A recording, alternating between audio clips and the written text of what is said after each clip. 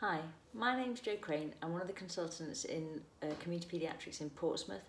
I'm making this series of videos to help parents, talking to them about how their children's brain develop and why they behave like they do when they have challenging behaviour. I use the principle of the hand model by Dan Siegel. And this video is actually about something called emotion coaching, but it's also about the different parenting styles which have been described by a chap called John Gottman. Now, the way I describe parenting through the ages is how we have progressed. Is if we think about the Victorian ages, where you would see your child for an hour, children were seen and not heard, and you were hit a lot. Then we moved through the war and basically all the men died. Then we moved into the 50s and 60s, where you were hit or you were told off when you were a child. Into the 70s and 80s, where we learned that actually hitting children isn't so good, but we're now kind of shouting or telling them how they should do this. And actually now what we're learning through research is we've got to move from the shouting into the non-shouting style of parenting. Now, most of us think, how are we going to parent without shouting at our children? And that's what the concept of emotion coaching is about.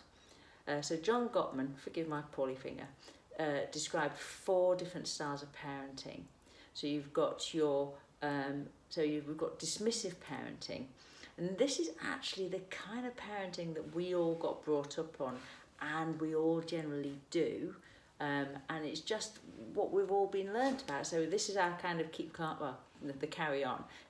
When somebody's upset, it's like, you'll be fine, come on, just crack on, you'll be all right. And that's dismissive parenting. We're dismissing the emotion that they're actually feeling. We're just asking them to just park it, bury it. We've got to get on with life. So that's dismissive parenting.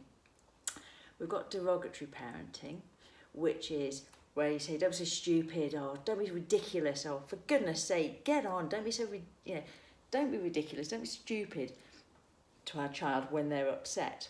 And once again, we're being negative and we're being critical of them having emotions.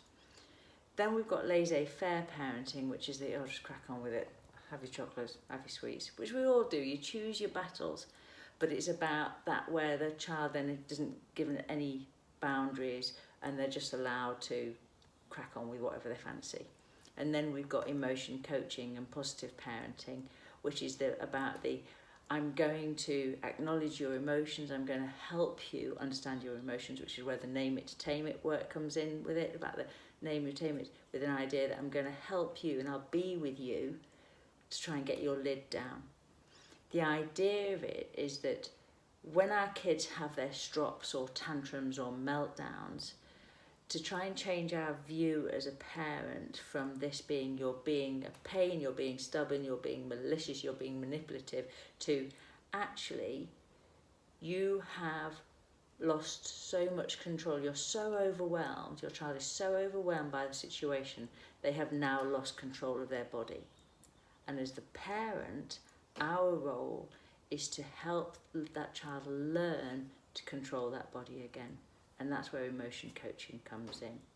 So the idea is that if you can try to change your view of this child is really embarrassing me to actually they're so overwhelmed by whatever is happening, they've now lost control of their body. And my role is to help them learn to get it back again. It's a really good approach to how you can then try to keep your lid down while trying to get them to control themselves again. Okay, thank you very much for listening. I hope you found that useful.